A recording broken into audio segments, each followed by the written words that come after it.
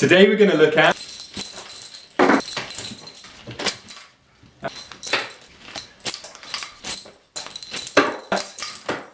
resistance bands. Are they a good tool for exercising with? Can you use them for high intensity training in particular? And let's look at what exercises can be particularly effective, if any, with resistance bands. They have some plus points, but also some downsides that you definitely need to consider if you're going to use them. As you would know, just like with a regular rubber band, it starts off with very little resistance, and the more stretched the band gets, the greater degree of resistance. So the further apart it comes, the tougher the movement gets. Now, there's an issue with this increasing resistance in that if we look to start off with at single joint exercises, that's not how the resistance of muscles work. Muscles start off relatively weaker, they get stronger in the mid-range, and then they reduce in strength again as they get towards their full contraction point. So what we want to do when we're considering using bands for single joint exercises and for all exercises is how we can accommodate the increasing resistance or get it to match, as Bill DeSimone would say, congruently with the muscle that you're working. So let me just show you to start off with, if we were to look at an exercise like the side raise, and I'm going to just step on the band here. At the very bottom here, there's almost no resistance. And if I was to use a bigger band to make that tougher, it would just be very, very tough, and it would be almost impossible by the time I got to the middle of the movement. So that's not a practical solution. So here, way too easy. It's about here before I'm starting to feel any significant tension on the muscles as I'm getting up, which is where I'm actually, or round about where I'm actually strongest. So I'd want the most resistance here. And then the problem continues with the band as I go further. The resistance is increasing as I'm actually starting to get weaker again up in the deltoids. So that's one of the big problems with using elastic or rubber bands for resistance training. Now, what we can do with these single joint movements is look to match the resistance of the band a little better with the movement that we're doing. So we're going to stick with the side raise. I'm going to get rid of this band. And I'm going to use this other band here that I've already attached to the door.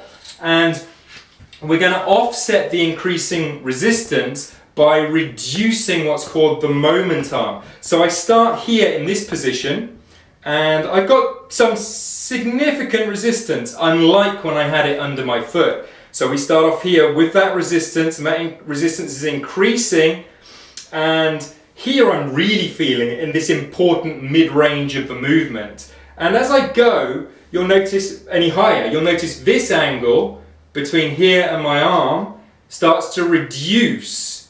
And so actually I'm offsetting the increasing resistance in the band by reducing this angle here, making it at least a little bit easier to get all the way to the top. So I'm matching the movement or the resistance of the band better with the resistance or force production capability of the muscle better. So this is a way better exercise now for targeting the deltoids than previously when I had the band under my foot. And it's these considerations we're going to need to make as we go through all of the exercises that we do with bands.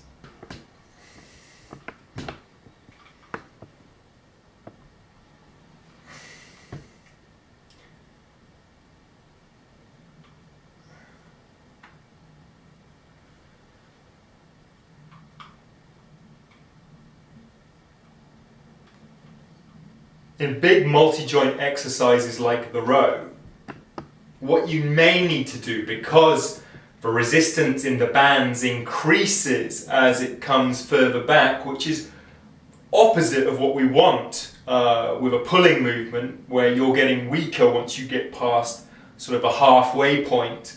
What you might want to do is to begin just performing from about 3/4 of a way to full contraction to start off with.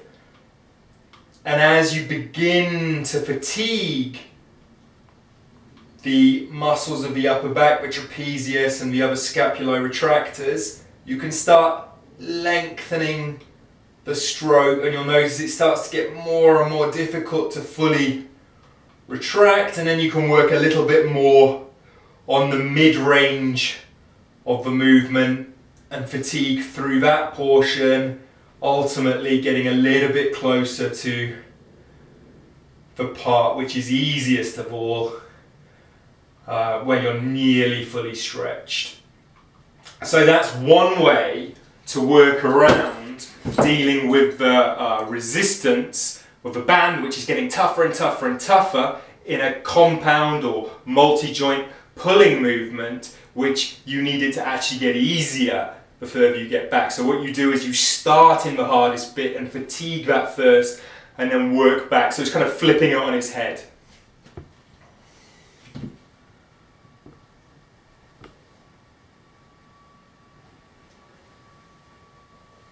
Now, unlike in a multi-joint pulling movement where the resistance of the bands is kind of working against you, in a multi-joint pushing movement such as this chest press equivalent, the increasing resistance of the bands is actually working with the increasing forceability of the muscle groups that you're working during this. So this can be quite a good exercise. It's pretty much necessary to use a split stance to be able to hold yourself in place. In fact, for very strong individuals, this brings about another potential weakness of using resistance bands, which is that if you can push close to your own body weight, you're, instead of being able to push the bands, you're going to find that your body gets pushed back and the bands don't really move. So that's a downside, another downside of using resistant bands with particularly strong people. If, however, you get into that stance, that split stance, get a good solid base, and you focus on the muscles of the chest and triceps, doing that work, you can get a really good stimulus for that area of the body. And as I said, the resistance is working, the resistance of the bands is working with your body on this particular exercise.